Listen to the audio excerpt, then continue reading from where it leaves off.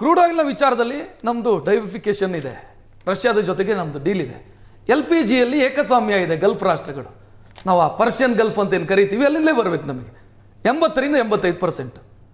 ಈಗ ಬದಲಾವಣೆ ಮಾಡ್ಕೊಳ್ಳೋದಕ್ಕೆ ಸಮಯನ ಅಂತ ಯಾಕಂತಂದರೆ ಅದಕ್ಕೆ ಕಾರಣ ಇತ್ತು. ನಾನು ಅದನ್ನು ಸ್ಟಡಿ ಮಾಡಿದೆ, ಯಾಕೆ ಭಾರತ ಇದರ ಮೇಲೆ ಅವಲಂಬನೆಯಾಗಿದೆ ಅಂತಂದರೆ ನಮಗೆ ಓಷನ್ ಫ್ರೈಟು ಭಾಳ ಕಡಿಮೆ ಆಗುತ್ತೆ,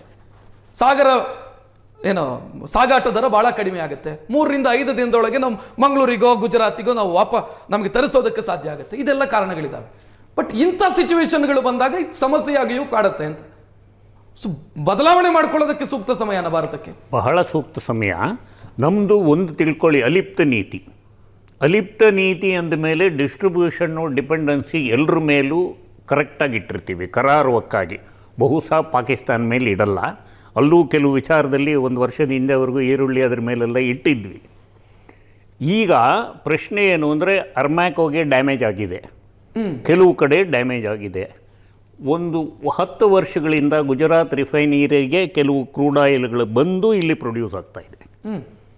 ಸೊ ಆ ರೀತಿ ಪ್ರಯತ್ನಗಳು ಭಾರತದ ಮೇಲೆ ಡಿಪೆಂಡೆನ್ಸಿ ಇಟ್ಕೊಂಡು ಕೊಲ್ಲಿ ರಾಷ್ಟ್ರಗಳು ನಮ್ಮ ರಾಷ್ಟ್ರದಲ್ಲಿ ರಿಫೈನರೀಸ್ ಮಾಡೋದು ಅಥವಾ ನಮ್ಮ ಹತ್ರ ಪರ್ಮಿಷನ್ ತಗೊಂಡು ಮಾಡೋದು ಶುರು ಮಾಡಬಹುದು.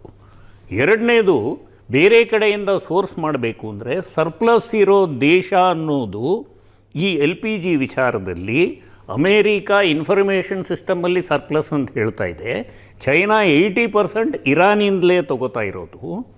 ಇಲ್ಲಿ ನಮ್ಮಲ್ಲಿ ಗಾಂಧಿ ಜಯಂತಿ ದಿನ ಪಾನಪ್ರಿಯರಿಗೆ ಏನು ಸಿಗಲ್ಲ ಅಂದರೆ ಎಷ್ಟು ತುಂಬಿಸ್ಕೋತೀವೋ ಅಷ್ಟು ಚೈನಾ ಫ್ಯೂಯಲ್ ತುಂಬಿಸ್ಕೊಂಡಿದೆ.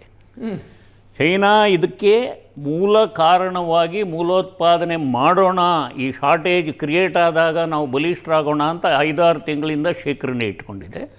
ನಮ್ಮಲ್ಲಿ ಡೈವರ್ಸಿಫಿಕೇಷನ್ ಅನ್ನೋದು ಈಗಾಗಲೇ ಆಗಿದೆ. ಜನವರಿಯಿಂದ US ಇಂದ LPG ಬರ್ತಾ ಇದೆ ನಮಗೆ, 10% ಬರ್ತಾ ಇದೆ. ಅಲ್ಲಲ್ಲ, ಈಗ ನಮಗೆ ಈ ಎಲ್ಲದಕ್ಕಿಂತ diversification within the vicinity of our geographical area LPG ಸಿಗೋ ಥರ ಮಾಡಿದ್ರೆ ಎಟ್ಕೋ ಬೆಲೆಯಲ್ಲಿ ಕೊಡ್ಬೋದು. LPG ಶೇಖರಿಸಬೇಕು ಅಂತ ಊರಲ್ಲಿರೋ ಜಾಗದಿಂದ ಎಲ್ಲ ತಂದರೆ ಎಟ್ಕೋ ಬೆಲೆಯಲ್ಲಿ ಕೊಡೋಕ್ಕಾಗಲ್ಲ. ಈಗ ಗಮನಾರ್ಹವಾದ ವಿಚಾರ, ರಷ್ಯಾ ನಮಗೆ $42 ಕೊಡ್ತಾ ಇದ್ದಾಗ ತೈಲ ಕಂಪನಿಗಳು ಪೆಟ್ರೋಲ್ ಬೆಲೆ ಕಡಿಮೆ ಮಾಡಲಿಲ್ಲ. ಆ ಲಾಭಾಂಶ ಸರ್ಕಾರಿ ಕೌಂಟರ್ ಅವೈಲಿಂಗ್ ಡ್ಯೂಟಿಯಿಂದ ಹಾಕಲಿಲ್ಲ. ಅಂದರೆ ಆ ಪೀರಿಯಡಲ್ಲಿ ಪೆಟ್ರೋಲ್ ಸಂಸ್ಥೆಗಳು ಲಾಭ ಮಾಡಿಕೊಂಡಿದೆ, ಯಾವುದೇ ಸಂಸ್ಥೆ ಹೇಳಿ ಮಾಡಿಕೊಂಡಿದೆ. ಈಗ ಅದೇ ಕಾರಣದಿಂದ ಅಷ್ಟು ಬಫರ್ ಇರೋದರಿಂದ ಪೆಟ್ರೋಲ್ ಬೆಲೆ ಜಾಸ್ತಿ ಮಾಡಬೇಡಿ ಅಂತ ನಿರಂಕುಶವಾಗಿ ಇನ್ಸ್ಟ್ರಕ್ಷನ್ ಹೋಗಿದೆ.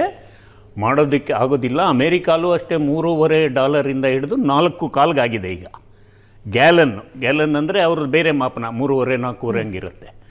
ಸೊ ನಮ್ಮಲ್ಲಿ ಮುಂದಕ್ಕೆ, ನೀವು ಮೂಲ ಪ್ರಶ್ನೆ ಕೇಳಿದ್ದು, ಮುಂದಕ್ಕೆ ಡೈವರ್ಸಿಫಿಕೇಷನ್ ನೆಸೆಸಿಟಿನಾ?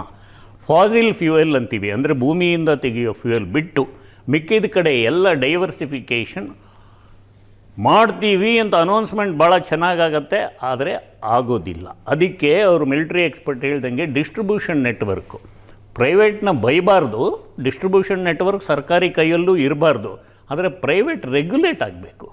ಪ್ರೈವೇಟ್ ಹತ್ರ ಡೀಲ್ ಮಾಡೋ ಜನ ರೆಗ್ಯುಲೇಟ್ ಆಗಬೇಕು. ನಾನು ಮಾತ್ರ 1000 ಕೊಡ್ತೀನಿ ನಂಗೆ ಕೊಟ್ಬಿಡು ಅಂದರೆ ಲಂಚ್ಕೋರನ್ನ ಬೈಯೋದು, ಈ ಕಡೆ ಮಕ್ಕಳನ್ನ ಸ್ಕೂಲಿಗೆ ಸೇರಿಸೋವಾಗ 2 ಲಕ್ಷ ಡೊನೇಷನ್ ಕೊಡೋದು ಎರಡೂ ಒಂದೇ.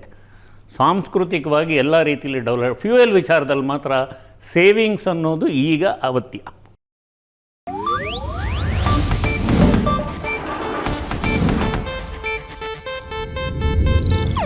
ಇದು ಏಷ್ಯಾನೆಟ್ ನ್ಯೂಸ್ ನೆಟ್ವರ್ಕ್ ಪ್ರಸ್ತುತಿ.